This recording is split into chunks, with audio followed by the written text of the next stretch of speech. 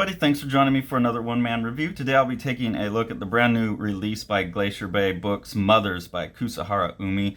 If you've been following the channel recently, you know that Glacier Bay Books is a publisher I really believe in and really throw a lot of support behind. It's because of books like Mothers. This is here we go, this is a bookmark that came with it. But it's because of books like this and their Glaolia anthology and just the sensitivity that they have in their choices about the work that they put out and just their overall mission that I just love this publisher. And this book is a prime example of what they're up to as a publisher. So what they do is they find indie manga artists from Japan and they translate those works. So these works were things that they were finding as jojinshi from the conventions, things that weren't published in standard manga magazines or anything. And I think it's really important for us to be exposed to the underground of other countries as well, and not just the mainstream imports that come over. And Glacier Bay has just a really great history of translating awesome works. This one is a collection of 12 short stories, and they all cycle around the theme of kind of loss in some way, I would say, like loss through relationships, those kind of just intimate little things. They're very short stories, but they pack a lot of weight within them, and I think that's really interesting. You know, I'm used to reading really decompressed manga, so to see the compressed stuff working so well is really nice. This first one, a lot of these are kind of whimsical, even though they're sad. They remind me a bit of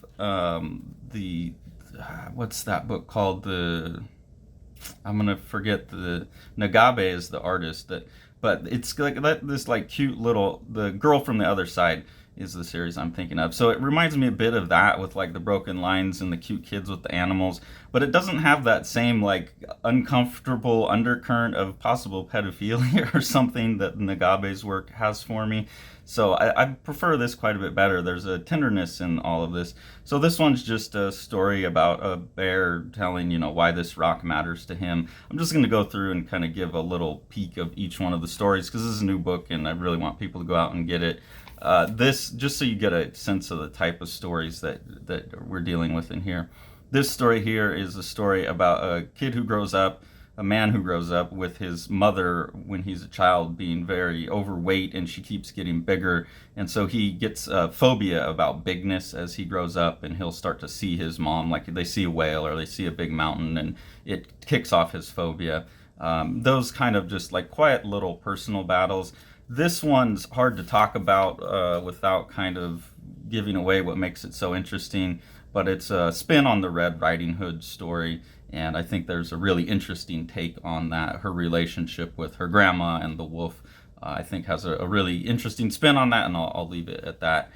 You get some really beautiful moments like this as well, just these almost like Inio Sanyo without the overwhelming amount of details, but the sense of like in the world but removed from it, like an observer where you're just like kind of lost in the aesthetics of the moment rather than being active in the moment. There's a lot of that type of thing in this book. This one's just about a girl taking a train ride. One of the things I like about these stories as well is sometimes you're not quite sure what you're getting into with any story. Like this one here is starts out with some friends eating at a restaurant, and they're just talking about the restaurant, so you're kind of involved in that. And then at some point you see that someone else in the restaurant is an old classmate of one of the three friends, and it brings back some memories. So the stories don't always go where you're expecting them to, and they always pay off in a really interesting way. A couple of them I was like, where the heck is this going? And they always paid off in a really nice way. But in here you see this kid that's always getting picked on, and the girl gives him bread. She's like the one person who does a kindness to him.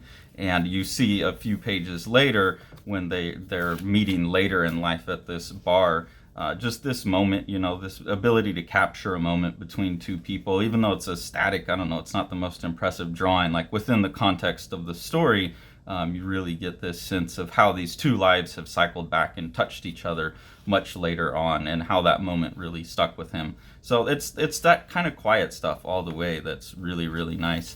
This is one about a guy that grows up with the bird, and the bird's really big. I particularly like this effect. I've seen this in a couple other manga where they'll like have someone behind bars and they'll draw. I know they do that in like Fist of the North Star. They'll draw the head showing through the bars anyways. And I like this that you can still see the guy's face, otherwise the arm would block it. So those kind of conventions that would be hard to do in many other mediums. I guess you could do it in TV or whatever. I don't think I've ever seen that in an American comic or any kind of European comic either. But I think it's really interesting that you can kind of understand the overlap anyways, but it's giving you the information that would have been cut out otherwise, and maybe makes for a more interesting set of shapes and the composition and stuff like that. So yeah, this is another sweet one about just a relationship with a bird. And like I said, unlike the Nagabe work, the relationships are never really romantic or sexualized. It just tends to be more like friendly, or they're your pets or things like that. This is the only one where there's a bit of like sexuality to it, but it's between a child and a slightly older kid. So that one's a little bit uncomfortable, but it's more just like a mentorship thing. And then there's some questions unanswered by the end of it, I think, in terms of their impact on each other. But a kid that's really obsessed with dragonflies, and maybe even suggestion that he's dead riding the dragonfly. Here's one about a relationship between two siblings, and one of the ways that they relate is through his hands. The sister relates to her brother's hands as kind of this comforting thing, and so even when he goes catatonic, they're still able to communicate through her hands. And again, you just get these really beautiful, quiet moments between the characters. Oh, sorry, the dragonfly one's a different story altogether. This is a butterfly one, a kid about butterflies, and he meets an artist who makes butterfly wings, and he kind of mentors him and shows him how to make the butterfly wings as well. And the sister doesn't like it, so there's a hint that maybe she thinks this guy's like being a predator to her younger brother, but also you get the sense that maybe she just doesn't like him teaching the brother art, because she doesn't think art is a worthwhile way to spend life. So another example of just like the kind of quiet interpersonal little types of stories that you get, and really the type of things that I like the most in my books right now. So really enjoyed this. This was the strangest one to me. It's a guy saying, this is my last song for the night. I wrote it when I was on Earth. So it takes like a bit of a sci-fi turn, but it still pretty much comes down to he's writing a song about a relationship that he had on Earth, even though there's the sci-fi element to it. And then this one here is about a girl who was growing her braids for someone else's sake, and she's able to cut off the braids. I don't think that's like giving away much, it doesn't ruin the emotional impact of the story. But I just really love this image of her. The drawing here I think is really great, and having her hair cut free for the first time. I think this is one of those things that manga artists do. They capture like an emotional moment. They're able to do these big splashes like this and leave a lot of emptiness. Or I think like most people in the Western world would be the splashes where you fill up and go off with the detail. Here it's so focused on the character and the sense of isolation and the emotion and things like that. And I think this artist is doing a great job. And then the last story is the story that the book is titled after, which is Mothers. And this is about two mothers whose children are in the hospital, and kind of their relationship with each other and their relationship with their kids. So hopefully that gives you a bit of a taste of what the book is about in terms of story, gives you a taste of what the art looks like. Most of it's pretty just like functional, telling the story. There's nothing overly showy, but then you'll get those moments like the girl running with her haircut, where even though there's not a lot of like showy detail and stuff, you can see the artist can really land a big moment. And this is, pretty consistent with the type of thing that Glacier Bay tends to release. So again, I just really value what they're doing as a publisher. I value their mission and what they're up to, and I think it's really beneficial to all of us, to be able to get English translations of this kind of work rather than just the Dragon Ball or whatever the big thing in translation is. So please throw Glacier Bay support. Go check out their website. Get yourself a copy of Mothers, and definitely check out the other books that they have. They have a whole variety of things very serious like this, more fantasy type of stuff, but it's all really good stuff, and they deserve as a publisher the support so they can keep going and we can keep getting awesome works like this. If you enjoy what we're doing here on the channel and you want to support us, there's two ways to do that. The first is through our Patreon. We have two different tiers of engagement there. On the first tier, you get exclusive early access to the videos that I make.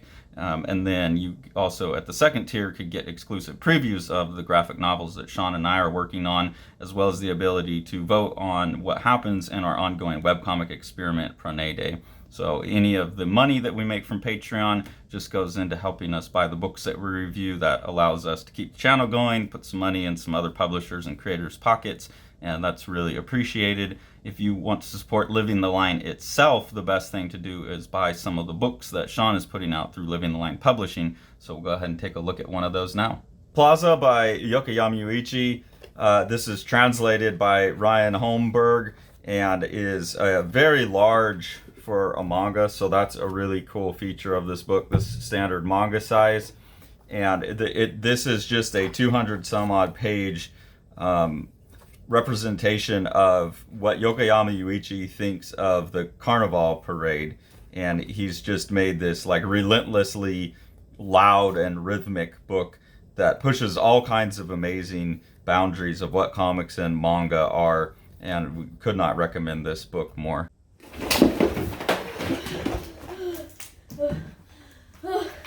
Like and subscribe and hit the bell, please, so Carson can finish reading his books and let me go home.